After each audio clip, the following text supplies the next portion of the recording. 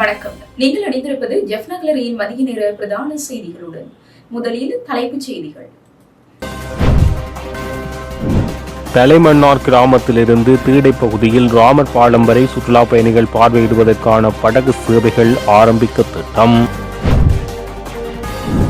முன்னாள் ஜனாதிபதி மஹிந்த ராஜபக்சவுக்கு ஆதரவாக கொழும்பில் போராட்டம். அமெரிக்காவில் அனுர கூறிய ராணுவ அதிகாரி விரைவில் ஏறாவூரில் கைது. மஹிந்த ராஜபக்ச தூக்கிலிடப்பட வேண்டும், விமல் பரபரப்பு தகவல். முல்லைத்தீவில் உயிரிழந்த குடும்ப பெண் விசாரணையை முன்னெடுத்த நிர்வாகம். நாட்டை மீட்க அர்ப்பணிப்பான சர்வாதிகாரி தேவை, வலியுறுத்தும் சரத் பொன்சேகா. தமிழருக்கு 13 வழங்குவோம் என கூறியவர்களின் இன்றைய நிலை, நாமல் விசனம். சிறிய பாடசாலைகள் மூடப்படும், கருணி அமரசூரிய உறுதி. ரணில் மனோ தரப்பிடையே அவசர சந்திப்பு. மஹிந்தவின் மத்தள விமான நிலையத்தின் கதி அரசின் முக்கிய தீர்மானம். மனித புதைகுழி அகழ்வு, இலங்கை மனித உரிமை ஆணையம் வெளியிட்டுள்ள முக்கிய அறிவிப்பு. தொடர்புடைய விரிவான செய்திகள். மன்னார் பிரதேச செயலக பிரிவில் உள்ள தலைமன்னார் உருமனை கிராமத்தில் கடற்கரை பூங்கா மன்னார் பிரதேச சபையின் பராமரிப்பில் நீண்ட காலமாக கண்காணிக்கப்பட்டு வருகின்ற நிலையில் சுற்றுலா சேவையாக மாற்ற தீர்மானிக்கப்பட்டுள்ளது. வடமாகாணத்தின் நிதியுதவியுடன் அமைக்கப்பட்ட கடற்கரை பூங்கா மன்னார் பிரதேச சபையிடம் கையளிக்கப்பட்டு குறித்த இடத்தை மன்னார் பிரதேச சபையின் கண்காணிப்பிலேயே இதுவரை காலமும் இருந்து வந்தது. 2015ஆம் ஆண்டு குறித்த கடற்கரை பூங்கா பகுதி வனஜீவராசிகள் திணைக்களத்துக்குட்பட்ட பகுதியாக கொண்டு வரப்பட்டது. அதற்கு அப்பகுதி மக்கள் ஏற்கனவே எதிர்ப்பை தெரிவித்திருந்தமை குறிப்பிடத்தக்கது. இந்த நிலையில் அதிகளவு சுற்றுலா பயணிகள் ராமர் பாலத்தை பார்க்க வரும் சந்தர்ப்பத்தில் படகு சேவை ஒன்றை முன்னெடுக்க மன்னார் பகுதியின் மக்கள் கோரிக்கை முன்வைத்ததுடன் அரச மட்ட தரப்பிலும் குறித்த கோரிக்கை பிரதேச மற்றும் மாவட்ட அபிவிருத்தி குழு கூட்டங்களில் கலந்துரையாடப்பட்டு சுற்றுலா பயணிகளுக்கு படகு சேவை மேற்கொள்ள முடிவுகள் முன்னெடுக்கப்பட்டது. இதற்கான அனுமதி பெறப்பட்டு படகு சேவை முன்னெடுக்கப்பட உள்ளது. இந்த நிலையில் படகு சேவை கட்டண வசூலிப்பை வனஜீவராசிகள் திணைக்களம் முன்னெடுக்க உள்ளது. குறித்த நடவடிக்கை தொடர்பாக மன்னார் பிரதேச சபை தவிசாளர் உட்பட உறுப்பினர்களுடன் வனஜீவராசிகள் திணைக்கள அதிகாரிகள் அரசாங்க அதிபர் கனகேஸ்வரன் தலைமையிலான சந்திப்பு நேற்று புதன்கிழமை மாலை மன்னார் மாவட்ட செயலகத்தில் அரசாங்க அதிபரின் கேட்போர் கூடத்தில் இடம்பெற்றது. படகு சேவைக்கான கட்டண வசூலிப்பை 50க்கு 50 என்ற அடிப்படையில் வனஜீவராசிகள் திணைக்களமும் மன்னார் பிரதேச சபையும் செயற்பட்டு சுற்றுலா பயணிகள் சேவையை நடைமுறைப்படுத்தலாம் என தெரிவித்து இதர வருமானங்கள் மன்னார் பிரதேச சபை திட்டங்கள் வகுத்து செயல்படுத்தலாம் என அரசு அதிபர் தனது உரையில் தெரிவித்தார். கலந்து கொண்ட தலைமன்னார் ஊர்மனை கிராமத்தின் உறுப்பினர் மற்றும் சில உறுப்பினர்கள் மன்னார் பிரதேச சபை கடற்கரை பூங்காவை நீண்ட நாட்களாக பராமரித்து வரும் நிலையில் மன்னார் பிரதேச சபையின் வருமானம் மிக குறைவானது என்றும் இன்னும் பல்வேறு காரணங்களை வலியுறுத்தி படகு சேவைக்கான நிதி வசூலிப்பு தமக்கு தருமாறு கோரிக்கை விடுத்தனர். எனினும் அவ்வாறு செயல்படுத்த முடியாது என வன ஜீவராசிகள் திணைக்களம் பல்வேறு இடங்களில் இவ்வாறான சுற்றுலா நடவடிக்கைகளை முன்னெடுத்து வருகின்றது. தமக்கு உட்பட்ட பகுதியில் குறித்த கடற்கரை பூங்கா காணப்படுவதால் திணைக்களத்தின் சட்ட நடவடிக்கைகளுக்கு ஏற்ப செயல்பட வேண்டும் என வனஜீவராசிகள் திணைக்களத்தின் வவுனியா பிராந்திய அதிகாரி பாத்தியா மடுகல்ல தெரிவித்துள்ளார். இதன்போது மன்னார் பிரதேச சபை தவிசாளர் குறித்த கருத்தை ஆதரித்தும் கலந்து கொண்ட உறுப்பினர்கள் சிலர் மன்னார் பிரதேச சபை நிதி தொடர்பில் அதிருப்தி குறித்தும் தற்போது இவ்வாறான கருத்தை தாம் அனுமதிக்க முடியாது, முன்பு இவ்வாறுதான் காற்றாலை திட்டத்துக்கு பல ஆசை வார்த்தைகளை கூறி திட்டத்தை நிறைவேற்றினார்கள். ஆனால் மக்கள் படும் துன்பங்கள் பல இவ்வாறான நிலையில் பல்வேறு தரப்பினரின் ஆலோசனை கருத்தை நாங்கள் முன்வைத்து பிறிதொரு நாளில் கூட்டத்தை நடத்தி குறித்த தீர்மானத்தை முன்னெடுக்கலாம் என்பதன் அடிப்படையில் மன்னார் அரசாங்க அதிபர் மற்றும் ஒரு நாளில் இது தொடர்பில் ஆராய்ந்து தீர்மானத்தை எடுக்கலாம் என கூட்டத்தை நிறைவு செய்தமை குறிப்பிடத்தக்கது. முன்னாள் ஜனாதிபதி மஹிந்த ராஜபக்சவுக்கு ஆதரவாக கொழும்பில் போராட்டம் முன்னெடுக்கப்பட்டுள்ளது. மஹிந்த ராஜபக்சவுக்கு பாதுகாப்பை அதிகரிக்குமாறு வலியுறுத்தி குறித்த போராட்டம் மேற்கொள்ளப்பட்டது. இதன்போது அவரின் ஆதரவாளர்கள் 20 பேர் ஜனாதிபதி செயலகத்தின் முன் இந்த போராட்டத்தை மேற்கொண்டிருந்தனர். ஜனாதிபதி அனுரகுமார திசாநாயக்க அமெரிக்கா சென்றிருந்த போது உயிர்த்த ஞாயிறு தாக்குதல் தொடர்பில் சில முன்னாள் ராணுவ வீரர்கள் கைது செய்யப்படுவார்கள் என அங்குள்ள இளைஞர்களுக்கு உத்தரவாதம் வழங்கியிருந்தார். தமது அரசாங்கம் உயிர்த்த ஞாயிறு தாக்குதல் தொடர்பான விசாரணைகளில் மேலதிக தகவலை பெறுவதில் கூடுதல் கவனம் செலுத்தி வருவதாக குறிப்பிட்டார். இந்த நிலையில் அனுர் அங்கு குறிப்பிட்ட விடயம் சாத்தியப்படுவதற்கான சந்தர்ப்பங்கள் அதிகளவு இருப்பதாக தெரிய வருகின்றது. அதன் அடிப்படையில் குறித்த இராணுவ அதிகாரி ஏறாவூர் பகுதியில் இருப்பதன் அடிப்படையில் அங்கு அவர் கைது செய்யப்படலாம் என தகவல்கள் வெளியாகியுள்ளது. முன்னாள் ராணுவ தளபதி ஃபீல்ட் மார்ஷல் சரத் பொன்சேகா கூறுவது போன்று முன்னாள் ஜனாதிபதி மஹிந்த ராஜபக்சவை தூக்கிலிட வேண்டும் என முன்னாள் அமைச்சர் விமல் வீரவன்ச தெரிவித்துள்ளார். முன்னாள் ராணுவ தளபதி சரத் பொன்சேகா முன்னாள் ஜனாதிபதி மஹிந்தவை தூக்கிலிட வேண்டும் என அண்மையில் கருத்து வெளியிட்டிருந்தார். இந்த கருத்து தொடர்பில் ஊடகங்களிடம் பிமல் வீரவன்ச தனது நிலைப்பாட்டை வெளியிட்டுள்ளார். கொழும்பில் இடம்பெற்ற செய்தியாளர் சந்திப்பின் போது இது குறித்து பிமல் வீரவன்ச கருத்துக்களை வெளியிட்டார். சரத் பொன்சேகா போன்ற ஒரு மோசமான நபரை ஓய்வு பெற்றுக் கொள்வதற்கு 10 நாட்களுக்கு முன்னர் ராணுவ தளபதியாக நியமித்தமைக்காகவே மஹிந்தவை தூக்கிலிட வேண்டும் என அவர் குறிப்பிட்டுள்ளார். இவ்வாறான மோசமான ஒரு நபருடன் இணைந்து யுத்தத்தை வழிநடத்தியமை தொடர்பில் மஹிந்தவுக்கு தண்டனை விதிக்கப்பட வேண்டியது அவசியம் என அவர் தெரிவித்துள்ளார். பொன்சேகா போன்ற தீயவர்களுக்கு சந்தர்ப்பம் வழங்கியமைக்காக மஹிந்த தண்டிக்கப்பட வேண்டியவர் என பிமல் வீரவன்ச இதன் போது தெரிவித்துள்ளார். கடந்த 30/9/2025 அன்று முல்லைத்தீவு வற்றாப்பிளை பகுதியைச் சேர்ந்த 2 மாத பிள்ளையின் தாயான குடும்ப பெண் ஒருவர் உயிரிழந்த சம்பவம் தொடர்பில் முல்லைத்தீவு மாவட்ட மருத்துவமனை நிர்வாகம் விசாரணைகளை ஆரம்பித்துள்ளதாக முல்லைத்தீவு மாவட்ட மருத்துவமனை பணிப்பாளர் வைத்தியர் நளின் பிரேம்தாஸ் தெரிவித்துள்ளார். முல்லைத்தீவு மாவட்ட வைத்தியசாலையில் இடம்பெற்ற அசமந்த போக்கினால் தனது மருமகளை இழந்ததாக ரத்தினம் ஜெகதீசன் கடந்த முல்லைத்தீவு ஊடக மையத்தில் ஊடக சந்திப்பொன்றை நடத்தி அவர் இது தொடர்பாக கருத்து தெரிவித்தார். இந்த நிலையில் முல்லைத்தீவு மாவட்ட மருத்துவமனை நிர்வாகம் மற்றும் நோயாளர் நலன்புரி சங்கத்தினர் நேற்று ஊடகங்களை அழைத்து கருத்து தெரிவித்தார்கள். அதில் முல்லைத்தீவு மாவட்ட மருத்துவமனையின் பணிப்பாளர் வைத்தியர் நளின் பிரேமதாசா மற்றும் நோயாளர் நலன்புரி சங்க உறுப்பினர் ரவீந்திரன் ஆகியோர் கருத்து தெரிவித்தனர். வற்றால்பளையில் பிறப்பிடமாக கொண்ட இளம்பெண் ஒருவர் உயிரிழந்துள்ளார். இது தொடர்பாக வேதனைக்குரிய சம்பவம். உயிரிழந்த பெண்ணின் உறவு முறையானவர்கள் வைத்தியரின் அசந்த ஈனத்தினால்தான் தனது மருமகள் இறந்துள்ளதாக தெரிவித்துள்ளனர். இந்த விடயம் தொடர்பில் பணிப்பாளருடன் சம்பந்தப்பட்டவர்களிடம் கதைத்துள்ளோம். இதன் பின்னர் பணிப்பாளர் அவர்கள் மருத்துவ அறிக்கையினை காட்டி நோயாளியினை வைத்தியசாலைக்கு கொண்டுவர காலதாமதமாகிவிட்டது என கூறினார். இந்த நிலையில் இந்த சம்பவம் தொடர்பில் விசாரணை சட்ட ரீதியாக நடைபெற்றுக் கொண்டிருக்கிறது.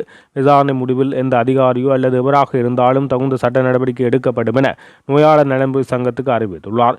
முல்லைத்தீவு மாவட்ட மருத்துவமனையில் நிலவும் வைத்தியர் மற்றும் ஆளணி பற்றாக்குறை தொடர்பிலும் சம்பந்தப்பட்ட உயர் அதிகாரிகள் கருத்தில் எடுத்து அவசர சிகிச்சைக்காக அனுமதிக்கப்படும் நோயாளர்களை மாவட்ட மருத்துவமனையில் வைத்து சிகிச்சை மேற்கொள்வதற்கான நடவடிக்கையை சம்பந்தப்பட்ட அதிகாரிகள் கவனத்தில் கொண்டு அந்தந்த பிரிவுக்குரிய வைத்தியர்களை இந்த மாவட்ட மருத்துவமனைக்கு வழங்க வேண்டும் என நோயாளர் நலன்புரி சங்கம் சார்பில் கோரிக்கை விடுக்கப்பட்டுள்ளது. முல்லைத்தீவு மாவட்ட மருத்துவமனையில் சட்ட வைத்திய நிபுணர் உள்ளிட்ட பல்வேறு பிரிவுகளுக்கான வைத்திய அதிகாரிகள் இல்லாத நிலையில் தொடர்ச்சியாக பல ஆண்டுகள் இந்த நிலைமை நீடித்து வருகின்றவை குறிப்பிடத்தக்கது. இலங்கையை மீட்பதற்கு நாட்டை நேசிக்கக்கூடிய அர்ப்பணிப்பான சர்வாதிகாரி அவசியம் என்று முன்னாள் நாடாளுமன்ற உறுப்பினரும் முன்னாள் ராணுவ தளபதியுமான ஃபீல்ட் மார்ஷல் சரத் பொன்சேகா தெரிவித்துள்ளார். இது தொடர்பில் ஊடகங்களிடம் அவர் மேலும் தெரிவிக்கையில், தேசிய மக்கள் சக்தி அரசு இந்த நாட்டை இதற்கு முன்னர் ஆண்ட அரசுகளை விட 1000 மடங்கு சிறந்தது என்பதை எனது மனசாட்சியின் பிரகாரம் தெரிவிக்க முடியும். குறைந்தபட்சம் ஊழல்வாதிகளை பாதுகாக்காமல் இருப்பதற்குரிய முதுகெலும்பு இந்த ஆட்சிக்கு இருக்கிறது. கடந்த காலங்களில் மோசடிகளில் ஈடுபட்டால் பணபலம் இருந்தால் இலகுவில் தப்பிக்க முடியும். ஆனால் இன்று அதற்கு தடை போடப்பட்டுள்ளது. சட்டத்தை அமுல்படுத்துவதற்குரிய முயற்சி இடம்பெறுகிறது. 100% வெற்றி இல்லை என்ற போதிலும் அதற்குரிய முயற்சியை பாராட்ட வேண்டும். நாட்டையும் நாட்டு மக்களையும் மேம்படுத்துவதற்குரிய வேலை திட்டங்கள் எமக்கு அவசியம். ஆப்பிரிக்காவில் மிகவும் ஏழ்மையான நாடாக ருவண்டா இருந்தது. ஆனால் இன்று ஆப்பிரிக்காவில் சிறந்த நாடாக அது மாறியுள்ளது. இரட்டை நட்சத்திரம் கொண்ட இராணுவ அதிகாரி ஒருவரே ஆட்சி பொறுப்பை ஏற்றிருந்தார். நல்ல சர்வாதிகாரம் நாட்டை ஒட்டுமொத்தமாக மாற்றும். அதுதான் ருவண்டாவில் நடந்தது. சிங்கப்பூர், மலேசியா போன்ற நாடுகளும் அபிவிருத்தி கண்டுள்ளன. இந்த நாடுகளில் இருந்தும் நாம் அனுபவங்களை பெற வேண்டும். அங்கிருந்த தலைவர்கள் நேர்மையுடன் செயற்பட்டனர், சட்டத்தை அமுல்படுத்தினர். எனவே இலங்கை போன்ற வீழ்ச்சியடைந்த நாட்டை மீட்க நல்லதொரு சர்வாதிகாரி இருக்க வேண்டும். மஹிந்த போன்ற போலி தேசப்பற்றாளர்கள் நாட்டை பாதாளத்துக்குள் தள்ளுவார்கள் என குறிப்பிட்டுள்ளார். தமிழர்களுக்கு தீர்வாக 13வது திருத்தத்தை வழங்குவோம் என்று கூறியவர்கள் மாகாண சபை தேர்தலை நடத்தவில்லை என ஸ்ரீலங்கா பொதுஜன பெரமுனவின் தேசிய அமைப்பாளரும் நாடாளுமன்ற உறுப்பினருமான நாமல் ராஜபக்ச சுட்டிக்காட்டியுள்ளார். இது தொடர்பில் ஊடகங்களிடம் அவர் மேலும் தெரிவிக்கையில், போரை முடிவுக்கு கொண்டு வந்து வடக்கில் மாகாண சபை தேர்தலை மஹிந்த ராஜபக்ச நடத்தியிருந்தார். ஆனால் அவருக்கு பிறகு வந்த ஜனாதிபதிகளால் மாகாண சபை தேர்தலை நடத்த முடியாமல் உள்ளது. இது வெட்கக்கேடான விடயமாகும். அதிகாரத்துக்காக கொள்கையை கைவிடும் கட்சி அல்ல எமது கட்சி. தேர்தலில் வென்றாலும் தோற்றாலும் கொள்கைகளை கைவிட்டது கிடையாது. சில கட்சிகள் தேர்தல் வெற்றிக்காக தமது கொள்கையை மாற்றுகின்றன, அதேபோல் பொய்களை கூறுகின்றன. இப்படியான கட்சிகளுக்கு அழிவு நிச்சயம். செய்யக்கூடிய விடயங்களை மட்டுமே எமது கட்சி கூறி வருகிறது. 13வது திருத்தத்தை தருகிறோம், அதை தருகிறோம், இதை தருகிறோம் என எம்மால் கூறியிருக்க முடியும். ஆனால் நாங்கள் மக்களை ஏமாற்ற விரும்பவில்லை. 13வது திருத்தத்தை தருவோம் என்று கூறியவர்களால் வடக்கு மாகாண சபை தேர்தலை கூட நடத்த இயலவில்லை என தெரிவித்துள்ளார். குறைந்த எண்ணிக்கையிலான மாணவர்களை கொண்டு சிறிய பாடசாலைகள் மூடப்படுவதை தடுக்க முடியாது என பிரதமர் ஹரிணி அமரசூரிய உறுதிபட தெரிவித்துள்ளார். கல்வி அமைச்சில் நடைபெற்ற கலந்துரையாடல் ஒன்றில் கருத்து வெளியிடும் போது அவர் இவ்வாறு தெரிவித்தார். அங்கு தொடர்ந்தும் கருத்து வெளியிட்ட பிரதமர் ஹரிணி, ஒரு சில பாடசாலைகளில் மாணவர்களின் எண்ணிக்கை குறைவடைய மாணவர் உட்சேர்க்கை நடவடிக்கையில் காணப்படும் குறைபாடுகளே காரணமாகும் என அவற்றை சீரமைக்க வேண்டும். அதேபோன்று குறைந்த எண்ணிக்கையிலான மாணவர்களை கொண்ட பல பாடசாலைகள் மூடப்படுவதை தடுக்க முடியாது. அதற்காக அனைத்து பாடசாலைகளும் மூடப்படும் என்பதில்லை. குறைந்த எண்ணிக்கையிலான மாணவர்களை கொண்டு ஒரு சில பாடசாலைகள் தொடர்ந்தும் செயற்படக்கூடும். அவற்றை வேறொரு பாடசாலையுடன் ஒருங்கிணைந்த பாடசாலையாக செயற்படுத்த முடியும். அதே நேரம் குறைந்த எண்ணிக்கையிலான மாணவர்களை கொண்ட பாடசாலைகளை மூடுவதற்கு முன்னதாக பிரதேசத்தின் இனத்துவ பரம்பல், சனத்தொகை, சமூக மற்றும் பொருளாதார காரணிகள் கவனத்தில் கொள்ளப்பட வேண்டும் என வலியுறுத்தியுள்ளார். சற்று முன் கிடைத்த செய்தி ஒன்று.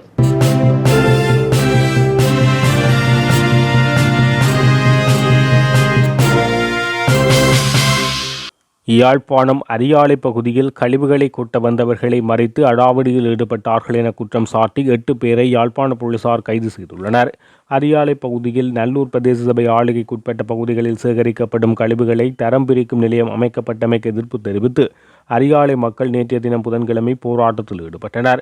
இந்த நிலையில் இன்றைய தினம் வியாழக்கிழமை நல்லூர் பிரதேச சபைக்கு சொந்தமான வாகனத்தில் குறித்த இடத்துக்கு கழிவுகள் கொண்டு வந்த சமயம் அப்பகுதியில் மக்கள் கூடி வாகனத்தை மறைத்து எதிர்ப்பை தெரிவித்தனர். இது தொடர்பில் யாழ்ப்பாண போலீசாருக்கு தகவல் வழங்கப்பட்டதை அடுத்து சம்பவ இடத்துக்கு வருகை தந்த போலீசார் அங்கிருந்தவர்களோடு பேச்சுக்களை நடத்தி இந்த முறை வாகனத்தை அனுமதிக்குமாறு கூறியதை அடுத்து வாகனத்தை செல்ல மக்கள் அனுமதித்தனர். இந்த நிலையில் யாழில் உள்ள பிரபல தனியார் தங்குமிடத்தினர் அப்பகுதியில் உள்ள தமது காணி ஒன்றில் கழிவுகளை கொட்ட வந்த போது அவர்களின் வாகனத்தை மறித்து போராட்டத்தில் ஈடுபட்டனர். இதன்போது போராட்டத்தில் ஈடுபட்டவர்களை அடாவடியில் ஈடுபட்ட போது அமைதிக்கு பங்கம் விளைவித்தனர் என குற்றம் சாட்டி 8 பேரை கைது செய்துள்ளனர். அரியாலை பகுதியை குப்பை மேடாக்கும் முயற்சியை தடுக்க போராடியவர்களை போலீசார் பொய்க்குற்றம் சாட்டி கைது செய்துள்ளதாக அப்பகுதி மக்கள் விசனம் தெரிவித்துள்ளனர். இதுல நீங்கள் நான் சொல்றேன்னா குப்பை வராமல் நீங்க கொஞ்சம் பேர் நாங்கள் போலீஸ் ஸ்டேஷனுக்கு போறோம்டா, லோயரையும் கூட்டிங்கன்னா போகணும். அவன் 4 பேரை கொண்டு போயாச்சு, நாங்கள் போறோம். நீங்க ஹரி ஹரி சார் ஹரி கம்ப்ளைண்ட் எனக்கு தான் ஹரி ஹரி ஹரி நாங்கள் வணக்கம். நாங்கள் அரியாலை பிரதேச 90-96 கமக்கார அமைப்பினுடைய தலைவரும் அரியாலை 90-96 மக்களும் இங்கே கூடியிருக்கின்றோம். இன்று அதிகாலை நல்லூர் பிரதேச சபைக்கு சொந்தமான வாகனம் டிப்பர் வாகனம் திண்ம கழிவுகளை கொண்டு வந்து இங்கே கொட்ட முற்பட்டுகின்ற போது எங்களுடைய மக்கள் மிகவும் ஜனநாயக ரீதியில் அந்த வாகனத்தினை மறித்து இங்கே கொட்ட வேண்டாமென தெரிவித்து கொண்டிருந்தார்கள்.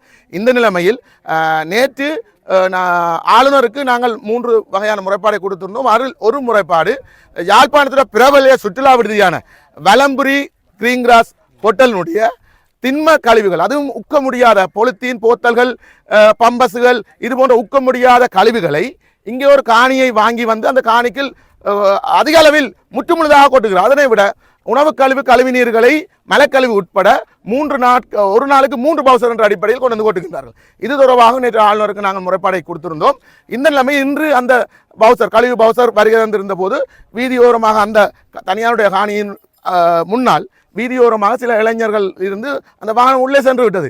இது பறிக்க வேண்டாம் என அவர் கூறிக்கொண்டிருந்த நிலைமையில் யாழ்ப்பாண போலீஸ் நிலையத்தினுடைய ஆக்டிங் எச்கோவாக இருக்கின்ற பொறுப்பதிகாரி சில அதிகாரிகளுடன் வருகை தந்து இளைஞருக்கு கடுமையாக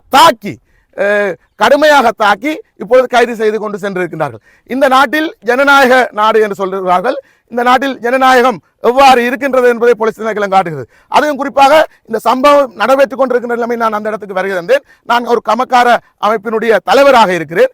இந்த நிலைமையில் குறித்த ஆக்டிங் எச்கோ அவர்கள் என்னிடம் கேட்டார், நீ விடுதலை புலியா என்று, நீ பயங்கரவாதியா, உன்னை நான் அரச வேலையில் இருப்பவன், நான் உன்னை கொண்ட கைது செய்து வெளிவராத வகையில் உன்னை அடைக்க முடியும் என்று ஒரு அரசு அதிகாரி கூறுகிறார்கள் என்றால், சுயாதீனமாக இயங்க வேண்டிய நீதித்துறை, போலீஸ் துறை, இந்த நாட்டினுடைய நிர்வாகத்துறைகள் இவ்வாறு எங்கள் தமிழ் மக்கள் மீது ஜனநாயக ரீதியில் தங்களுடைய அடிப்படை தேவைகளுக்காக இந்த குப்பைமேடு வருவதனால் பல பிரச்சனைகள் வருவது முன்னரே கூறியிருந்தோம்.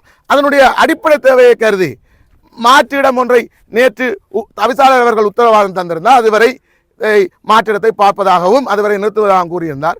ஆனால் இந்த நிலைமை தான் இவ்வாறு தாக்கப்பட்டு கைது செய்யப்பட்டிருக்கிறார்கள். எனவே நாங்கள் இந்த அச்சுறுத்தலுக்கும் கைதலுக்கும் பயப்பட போவதில்லை. மக்கள் ஒன்று திரண்டிருக்கின்றார்கள். இந்த போராட்டம் இதுக்கு ஒரு தீர்வு வரை தொடரும். எனவே அனைத்து மக்களையும் ஊடகவியலாளர்களையும் அன்பாக நாங்கள் அழைத்திருக்கின்றோம். இதுக்கு முழுமையான ஆதரவை தாருங்கள். கைது செய்யப்பட்டவர்கள் முற்றுமுழுதாக இலங்கையினுடைய சிவில் பாதுகாப்பு நடைமுறைக்கு அப்பால், குற்றவியல் நடைமுறைகளுக்கு அப்பால் பிழையான முறையில் கைது செய்யப்பட்டு இருக்கின்றார்கள் என்பதை இங்கே வன்மையாக நாங்கள் கண்டிக்கிறோம். இதுக்கு எதிராக மக்கள் ஒன்றுதல வேணும் அன்புடன் கேட்டு.